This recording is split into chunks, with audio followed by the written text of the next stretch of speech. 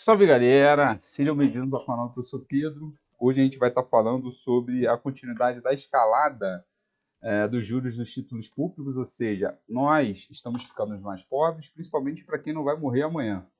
Então, os jovens no Brasil, atentem-se a esse conteúdo, porque isso vai influenciar a vida de vocês para os próximos anos e para quem espera estar vivo até 2060. Os títulos públicos hoje estão pagando inflação mais 8,20%. Isso indica que quem está investindo hoje está com seu patrimônio imunizado da inflação, crescendo a 8,20% ao ano, o que dá uma taxa de crescimento superior a quase todas as empresas listadas no Dow Jones. Então, para a gente ter uma ideia, é como se o Brasil prometesse fazer um pagamento de valores em termos nominais e reais acima da taxa de crescimento de empresas bastante consolidadas, o que obviamente é uma incongruência, obviamente é algo que é impagável. Se a gente está entrando numa pequena zona esquisita chamada Ponzi, uma estrutura que não consegue ser suportada pelo crescimento da renda apenas para pagamentos de juros, então o Brasil ficaria hiperfinanciarizado com basicamente todo o seu orçamento apenas para pagar juros da dívida.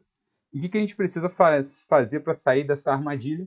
Primeiro é tentar entender como entramos. E uma das portas de entrada dessa armadilha foi, infelizmente, as estruturas ainda presas e amarradas do Plano Real, que fez com que a gente supusesse que uma âncora cambial resolveria o problema da nossa macroeconomia. Ao que parece, resolveu.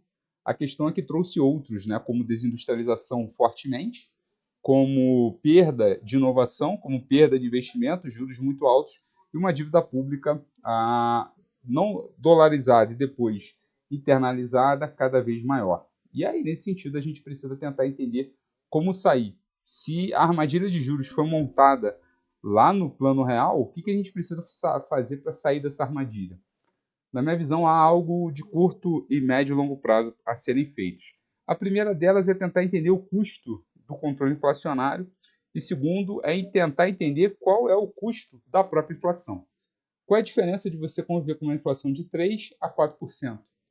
Os custos a gente já sabe. Para controlar uma inflação de 4%, ao que parece, os juros poderiam ser pelo menos de 5 a 7 pontos percentuais menores. Então, porque a gente hoje vive essa inflação.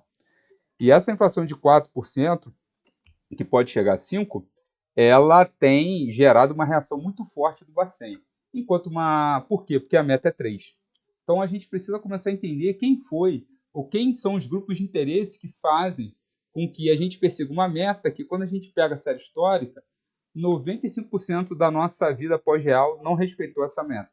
Ou seja, será que o Brasil se tornou tão diferente que hoje a gente pode se dar o luxo de perseguir uma meta tão pequena a um custo tão alto e isso não vai trazer problema nenhum? Fica esse questionamento. A princípio, a gente precisa começar a entender um pouco mais sobre essa questão. E eu vou, ao longo do tempo, lançar outros vídeos sobre esse tema. E em breve vai ser um trabalhinho que já está sendo discutido aqui internamente. E também estou encaminhando para alguns congressos. Esses trabalhos estão sendo aceitos, que é a armadilha da hiperfinanciarização no Brasil, que infelizmente ainda persegue, que ainda persegue veladamente, ou seja, não abertamente, a uma espécie de âncora cambial. Então a gente acaba travando a taxa de juros mais olhando para câmbio do que para a nossa queridíssima inflação. Forte abraço, bons negócios.